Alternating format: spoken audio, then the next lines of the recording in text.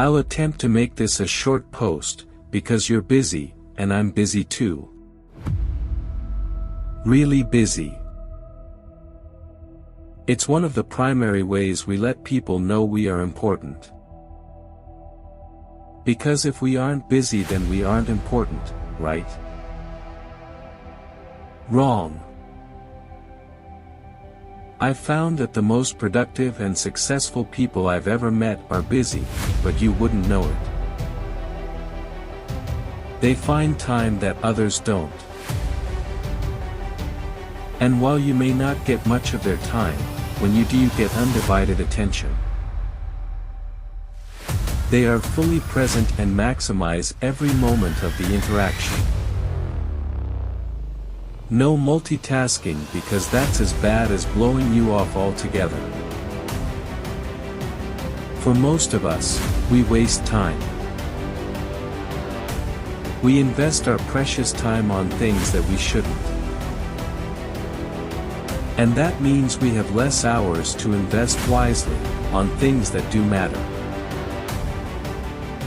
That might be improving our professional skills, pursuing a tremendous business opportunity, investing in a hobby, or simply spending more time with the people we love.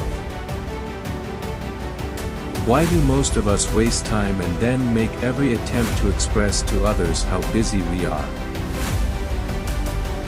Because as a society we've come to glorify busy.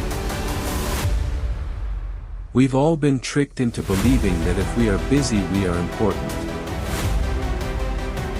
But that's not true. Busy isn't cool. In fact, busy is the new stupid. Being busy makes us hurry, creates short-sightedness, expands blind spots, increases careless mistakes, and results in missed opportunities that we can't get back. Busyness creates more woulda, coulda, and shoulda than anything else in our life, which ultimately leads to regret. And regret sucks. Regret for the things we did can be tempered by time. It is regret for the things we did not do that is inconsolable. Sidney J. Harris. So the next time you find yourself apologetically telling someone that you would like to have met them, responded to them, or just acknowledged their existence but couldn't because you've been so busy, consider the real messages you're sending them. I spoke to a colleague about this very issue and how we might avoid glorifying our busyness and the importance we place on it.